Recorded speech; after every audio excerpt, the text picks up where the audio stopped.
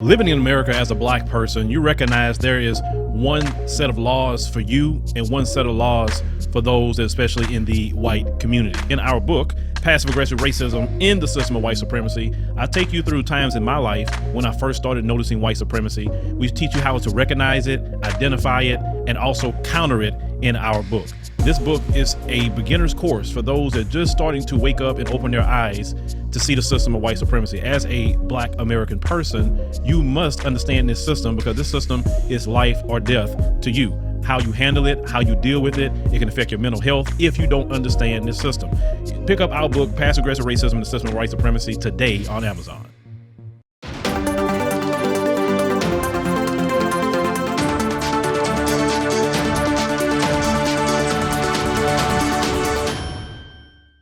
The African Union is a dead lion, dead, toothless lion.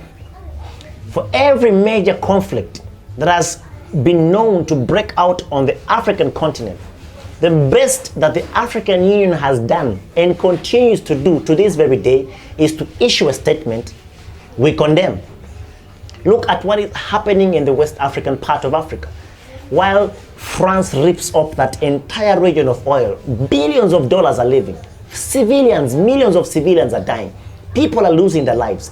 And the African Union continues to watch on and repeat the same statement: we condemn. 1994, when the genocide was raging in Rwanda, the best the African Union did was to condemn. Burundi, look at the crisis in Congo that has lingered on for many years. Millions of people are dying. People have been displaced, women, children, every person has been affected. And the wealth of the Congo continues to be ripped off by the West. And the best the African Union can do is say, we condemn. Look at what is happening in Somalia. Look at what is happening in South Sudan. Still, the African Union says, we condemn. And right now, Ethiopia is falling they're falling prey to the West. And the best the African Union can do is to stand on and say that we condemn. Why not send troops to these countries that are facing these civil unrests? Why not? What does it take? Because I understand, in my little understanding, a union of African nations means that there is a union of African armies, armed forces, to back that union. Why not send troops to the West African part of Africa? Why not send troops to Congo right now to sweep out, those bugs that are ripping off that country and killing millions of civilians? Why not send troops to South Sudan? Why not send troops to Somalia? And right now, look, Ethiopia is falling. For centuries, Ethiopia has been the pride of Africa by virtue of the fact that they did not fall to the colonial agenda. And now, agents of neo-colonialism are being used by the West to divide and destabilize the nation of Ethiopia. What is happening to you people? Is it that you've stayed so long in power that you've lost your sense of judgment? I don't mean to be sarcastic. I don't mean to be disrespectful. But someone wrote to me and said, the African Union has the odds against them. Who cares? Who asked anything about the odds? We do not care about the odds. The reason that you are in power is so you can make the right decisions for the African people and the offspring that are going to come after us. But if all you keep doing is say we condemn, what is your condemnation going to do? When the hen cast the eagle, nothing happened to the eagle. But the eagle came down and took the chicks, the young ones of the hen. African Union people, the Lord will remove you. The scriptures tell us that the hearts of kings are in the hands of the Lord, and he turns them in the way that he pleases, like a river. The Lord will remove you. And the funny thing is, you forget that your children are going to still be here when you're gone.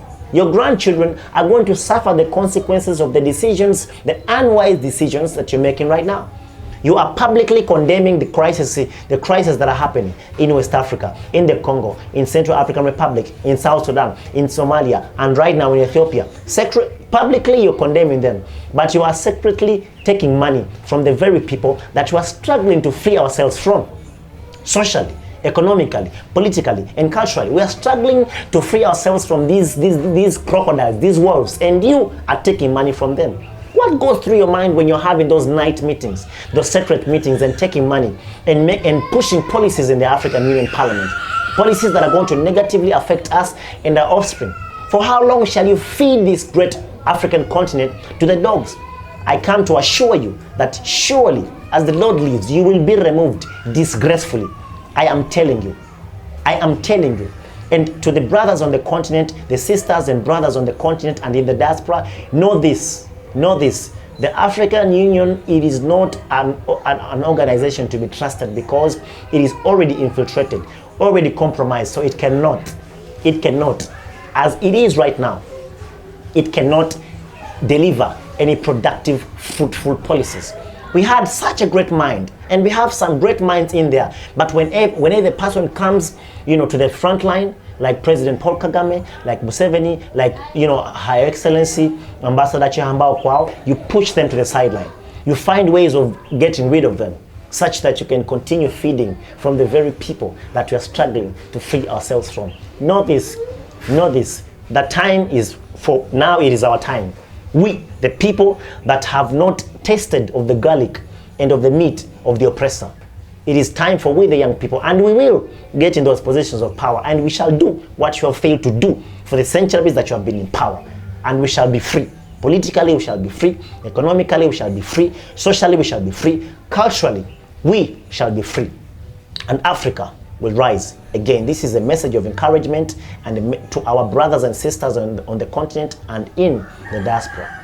Thank you for watching. This is Dauglas Majwega coming to you from Kampala, Uganda. And once again, I remind you, our Global African Diaspora Convention is happening right here in Kampala, Uganda.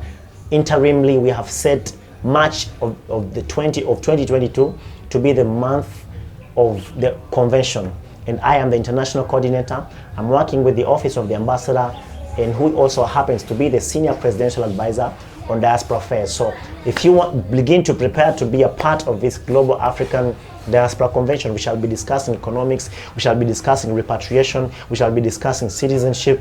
Very, very advantageous themes are going to transpire. If you want to be a part of this conference, if you want to support us financially, we surely welcome you to make sure to be a part of the successful manifestation and fruitful ending of this convention. Till next time, bye bye. The Black community suffers from the worst health disparities. The Minister of Wellness Ministries is the only pro-Black Bible-based health ministry of its kind. We teach biblical health principles that can eradicate obesity and disease. We have everything you need to feel better than you've ever felt in your life. Act now to get your biblical health ebook and DVD, both for free. TheMinisterofWellness.com, TheMinisterofWellness.com. Hello, everyone. Please make sure you subscribe to the African Diaspora News Channel app on these platforms.